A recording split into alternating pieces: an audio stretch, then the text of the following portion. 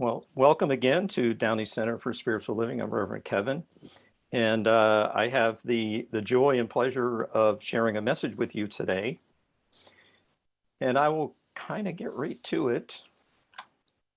Uh, as we have been continuing to do in resonance with our Center for Spiritual Living, our greater community, our greater family, we're moving with those themes that we have developed together as a broader community. And it's important to know that context because this is a set of volunteers, a small army of ministers and practitioners and some lay people that come together to vision for these themes and then cultivate that vision, nurture that vision, and we get to share in the fruits of that spiritual endeavor.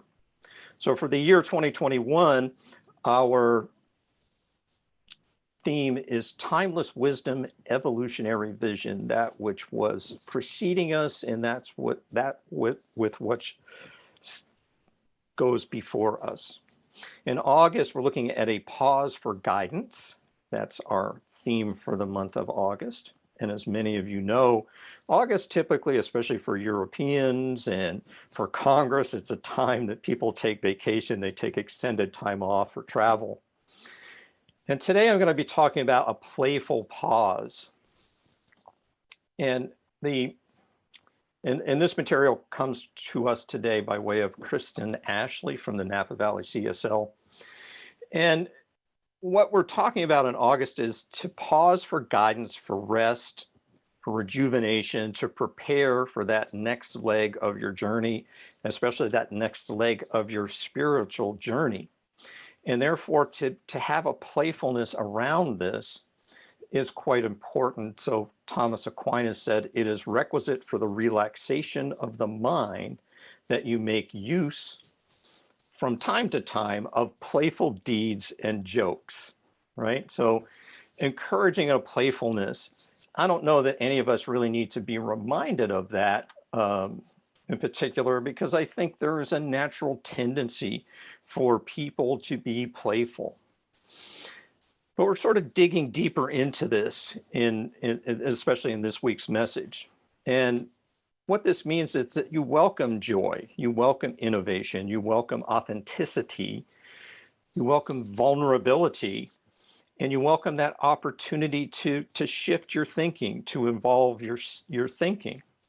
Now, you've probably heard this before, but it's apropos, it's appropriate here, that in many shamanic traditions, if you went to the medicine person and you were complaining of being depressed or, hopeless or without direction in your life, the shaman would ask you some questions. When did you stop dancing? When did you stop singing? When did you stop being enchanted by stories? When did you stop being comforted by the sweet territory of your silence? Now, of course, those are sort of leading questions that I may not ask somebody as a practitioner, or at least not quite in that way. But from a science of mind and spirit point of view, it's a reminder to start dancing again. It's a reminder to start singing again. It's a reminder to start getting into those stories again. It's a reminder to start meditating by yourself, especially, to be really deep down into that connection with spirit. And it isn't such a solemn thing per se. This is still on the positive side of life, right? This is still to be fun. This is still to be playful. Dr. Deborah Rebel says, being playful naturally liberates the mind, opens the heart, lifts the spirit. Take time to play today. And Meredith Sinclair says, being playful is a key component in making you happier, healthier, more present, and connected in all of your relationships. So play is an important component in those interactions you have with other people, and especially that interaction that you might have with yourself. So, a playful pause is encouraging you, is opening you to experience divine joy through play, through creativity and relaxation. Now, there's an important science of mind principle at play here, and that is that thought is creative, right?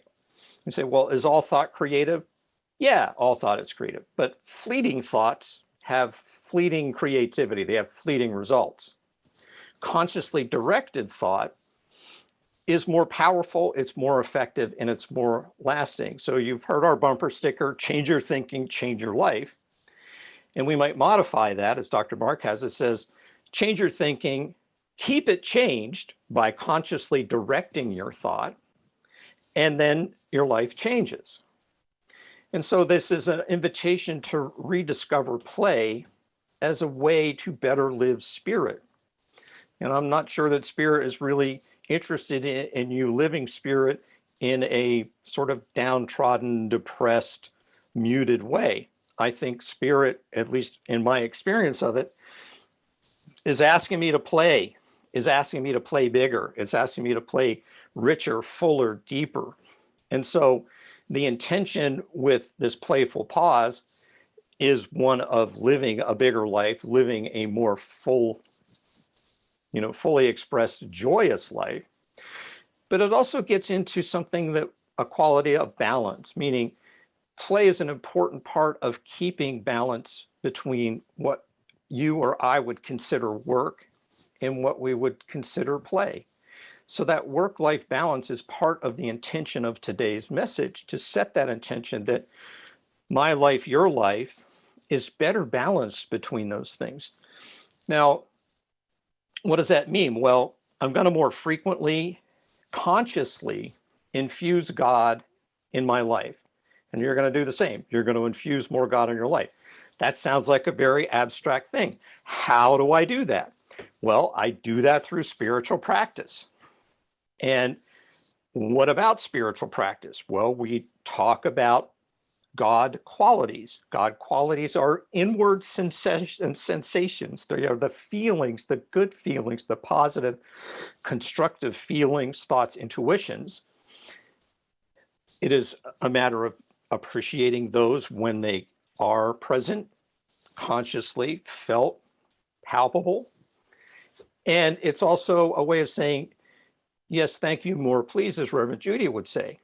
So whatever that godness, that goodness that I'm noticing, that I'm appreciating in my life, and a lot of that comes by way of play, right? Whether play brings it about or I am called to play as a response, as a creation of those feelings, but it is invoking them, it is bringing them to conscious awareness. And so on a more communal, global way, this is a way of you envisioning, and this is part of the CSL Global Vision, one of our global vision statements, is that you envision a world which has renewed its emphasis on beauty, nature, and love through the resurgence of creativity, art, and aesthetics. So now there is something about a creative component that I've already mentioned that goes a little further, and it has a little bit of a parallel. So Ernest Holmes says, you exist, and I inserted so because it made it work better for me. You exist so that divine feeling, fire, imagination, and creativity may be expressed through you. The Spirit comes to you with a new and fresh creativity. You need not ask what others have done or how they have done it. Be yourself and express life as you find it. And this from Reverend Michael Bernard Beckwith. Artistic perceptivity provides individuals the capacity to see beauty, the energy of luminous perfection behind a seemingly imperfect world. It enables us to see the indescribable.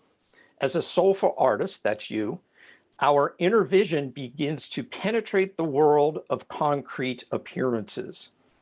I love that. As a soulful artist, our inner vision begins to penetrate the world of concrete appearances. And I emphasize appearances because the world of concrete appearances is something of each of our making. And it's an illusion. It's a kind of a falsehood. The world is actually fluid. It is in parallel to the creativity, the organizing principle that is you, and therefore it is of and in living spirit. So, as I always say on Sundays at some point, why am I here? Why are you here? We're here to feel better. Now, whether that means we're overcoming the appearance of disease or discord, or we're amplifying a life that's already working well for us, whether, it's a good life, whether you're here to feel better, to do better, to be better. And so the philosophy behind this says that there's one infinite reality. This is what is believed in the science of mind and taught by Ernest Holmes and others in New Thought. There is one infinite reality that is both transcendent and immanent. The individual human beings are spiritual beings living in a spiritual universe having a human phase. Your true nature then is pure spirit. That's who you are at your essence. That's who I am at my essence. And every pole of your soul is God seeking to express itself more fully through you. And therefore, as I've mentioned before, it is your charge to live your life to the fullest, which means expressing, experiencing, circulating spirit in everything that you do. So, this idea of a playful pause is nothing new. So this is the timeless wisdom part of our annual theme, because, it has Abrahamic roots in what we refer to as the Sabbath. And the Sabbath is the third of the 10 commandments, if we're keeping track. There's actually about 623 commandments. But number 3 is to keep holy the Sabbath day. And the Sabbath day is a day of rest, reflection, and rejuvenation. And in the Hebrew tradition, we say you got to do that once a week, right? The seventh day of the week is the Sabbath day. And for the Hebrew tradition, that Sabbath day is Saturday. And for the Christian tradition, it is Sunday. But that reduces down to, can you take a sabbatical every day? Or can you take a Sabbath or sabbatical of a more extended length of time? It's a tradition in academics and in the clergy to take sabbaticals, sometimes for months at a time, sometimes a year or more. And during that time, same thing, reflect, rejuvenate. In the case of academics, it's an opportunity to expand their horizons academically, to do maybe some form of research or study. For clergy, it's a way to dig deeper into their spiritual practices, to have that much deeper devotion to this calling in their lives. And of course, everybody has a calling to something. It just, clergy have a calling to spirituality. But just think about what you might do if you had something more to look forward to in a number of years, let's say, a long-term Sabbath, a long-term pause to refresh, right? So the science of mind goes on to say the totality of human experience is spirit. And so a facet of that is play. So life is meant to be good, and you're meant to be happy and joyous and free, believe it or not, and at least from living spirit perspective. So taking time for play is an important way to co-create that life that you love. I don't need to remind you that humans are inherently playful. And I think we see it across the entire animal kingdom. I've got 2 different families of skunks living on my property where I live. And those baby skunks have a ball every night. Every night they are playing, so much so that I sometimes can't get out of the house because they like the porches. But it's fun to watch them play. It's really inspiring. And along with that idea of play, I want to dispel this myth that, and it comes from all directions, so maybe its origins aren't so important, but there is a myth out there about one's self-worth being tied to work. or one's self-worth being tied to accomplishing something, or one's self-worth being tied to being busy, you know, to look like you're doing something, you know, look alive, look active, do something, right? And then, you know, the other side of that is, well, you're less than whatever if you're not doing something, if you're not working, if you're not producing, if you're not accomplishing something. In the science of mind, we teach that it is important, or maybe more important, to stay in the flow of, or in connection with, in relationship to living spirit. And therefore, it is important to pause frequently to remember the truth of who you are, which is pure spirit. So even in the midst of all that doing, of all that busyness, it is important to just take a breath. And that might be all you need, or 2 or 3 breaths, or whatever. But take a pause to put your life into that spiritual frame, to put your experience into that spiritual realm, to understand that what you are here to be and do is to be that extension, that emanation, that circulation of God's good. So the encouragement is to, you know, to do that often, meaning many times a day, maybe, or at least every day. And all of that little moment of a pause to refresh, a pause to play, will reap huge mental, physical, and spiritual benefits. So invite that full expression of spirit as play. What does that mean? That means you're going to choose to do things, consciously choose activities or games or some creative endeavor or some hobby. And you're going to do this because it amplifies, it ramps up that joy and creativity of living spirit that you already are. Now, I've shared with you in the past the my C's of emerging consciousness, and those are compassion and circulation and connection and construction and creation. And today I'm going to share some I's of the initiate, right? Well, what do I mean by the initiate? Every day is a day of renewal. Every day is a day of renewal for me and for you. And therefore, every day you and I are initiates of some sort or another, right? So what does that mean? We immerse, we investigate, we inaugurate, we integrate, we incorporate, we inspire, we imagine, right? So those are the I's of the initiate.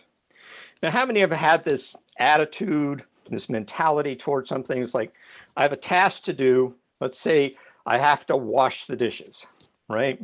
So I don't like washing dishes. So sometimes washing dishes is, oh, it's just, I want to get this over and done with, right? And once it's over and done, I say, well, now that's out of the way. Has anybody ever had this experience besides me? And so you might have this attitude, you know, Harvecker used to say, how you do anything is how you do everything. And so it might be that you have this kind of, oh, I just have to get this done about anything in your life. And it could even include something like your spirituality or spiritual practices, right? Now, I can recall way back when, but not say in the last 10, 15 years, you know, saying, all right, I got to pray. Okay, that's over and done with, right? How disconnected could I be in that moment from the more valuable part of that? It's important that I did the prayer, but the attitude that I began and ended with sort of canceled it out on a certain level, right? It wasn't as powerful as it could have or ought to have been. And therefore, if that comes up, especially around anything but spiritual practices in your life, first of all, that's a sign you got to change something. You know, if your spiritual practices are getting to that point of routine and mundaneness, it's like, oh, I just have to get this out of the way today and then I can move on to the rest of my life. It's time to change your spiritual practice. It might mean changing the way you're doing your spiritual practice, or it might be the actual practice. It might be an opportunity to set aside those practices that you were concentrating on and concentrate on other spiritual practices. So you may be focusing on like meditation and journaling. So you might shift to, doing some kind of study and affirmation. But it is a time to change things up so that you can get that deeper level of engagement in your spiritual practices. So that is one of the I's, is to investigate. You know, it's fairly common data, I will call it, that you and I learn more in the first 5 years of our life than we do in the next 95 years of our life, right? And part of that is just a newness and a curiosity and investigative nature that all of us have in those early years. That curiosity, that investigative nature is crucial to growing your mind, growing your consciousness. And as you do so, there's an elevation in your consciousness, right? That is that inauguration. And then you get to that point where, as your consciousness is expanding, as you're growing in your awareness of your spiritual nature, then you begin to integrate that. You infuse that consciousness in the activities of your life, meaning now washing the dishes can take on a spiritual component. And along the same lines, you incorporate into your life, meaning that now you're going to allow this consciousness to permeate every particle and atom and molecule and cell and tissue and organ and system of your body temple, so that all of that is aligning, it's all resonating and ringing with living spirit as easily and as often as possible. Now you can immerse, right? You can go a little deeper. You can go deeper into your thoughts, your feelings, your process, your practices. And then there is the inspiration. As you have that increasing consciousness, that awareness, that breath of God is the breath of your life. And it opens to being just more mindful about anything in your life. And then that is the spark, the seed of imagination. So imagine that all this comes together, that there's a convergence, there's a divine organizing principle that is this phase of your soul's journey. And therefore, you are naturally pacing ahead, you're moving forward, you're advancing that by growing in heart and mind and spirit. And this all is fostered by your spiritual practice. So I'll just remind you real quickly, here's a few spiritual practices that we encourage. Meditation, we did some of that today. Thank you, Reverend Sunshine. Treatment or affirmation or prayer. Thanks again, Reverend Sunshine. Doing some spiritual study or reading.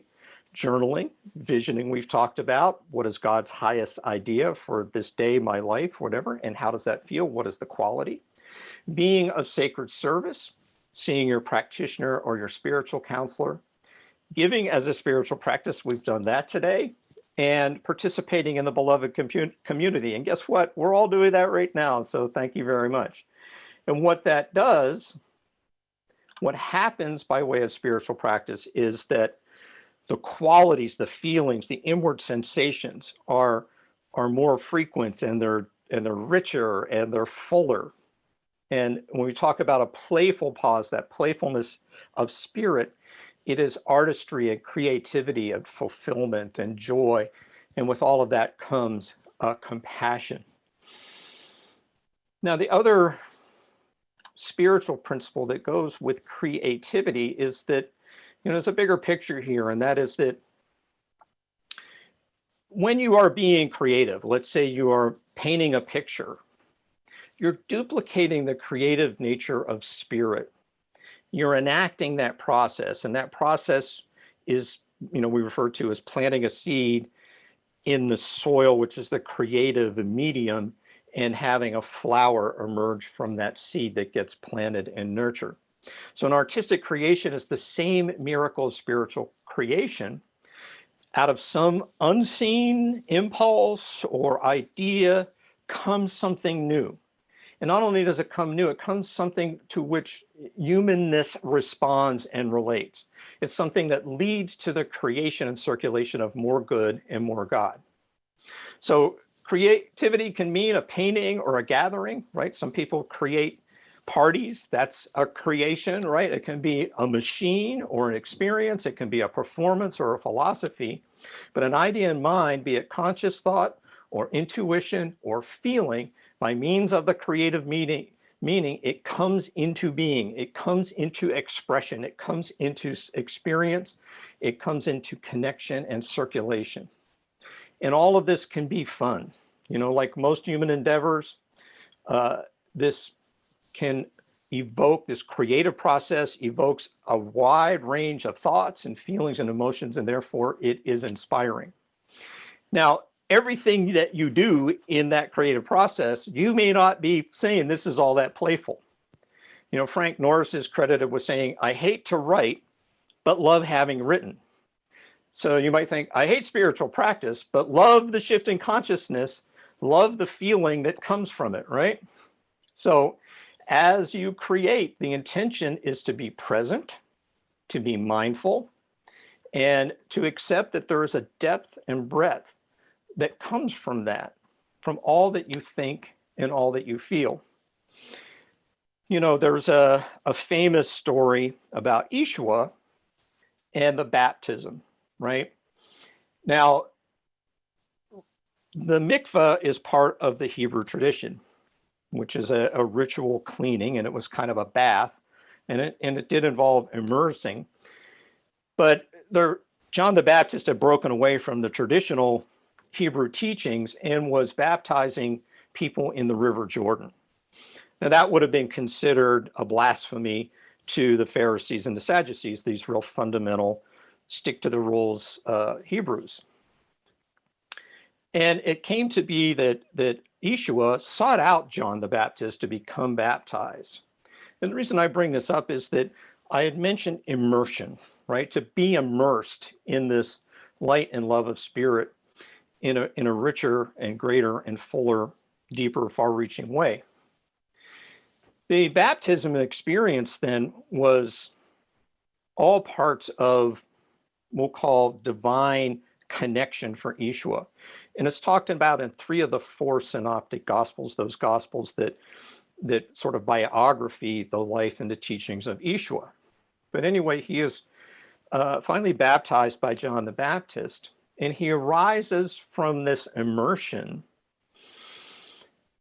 And it says that the heavens were opened, and he saw the Spirit of God descending like a dove and coming upon him. So there's this opening of the sky, the firmament. There is the descent of a dove. Now, we can think of a dove in 2 different ways. One is that this is a symbol, a bird of symbolizing peace, but we'd also think about it as something that is ordinary. Doves are not rare, they're very common. So this ordinary bird, meaning that this descent of God is available to everyone. And then he hears the voice of God. This is called a theophany. And a voice from heaven that says, "This is my beloved child with whom I am pleased." Now, I want you to take that moment to pause and immerse yourself in something. Because as you immerse yourself in something, something inspiring comes. As often as you can, this will be a richer, a more immediate, a more frequent experience for you. And as that happens, your imagination is sparked and you grow phenomenally in spirit, miraculously in spirit. So I leave you with an affirmation today. And I say, I nurture my playful spirit now and always. Peace and blessings. Thank you very much.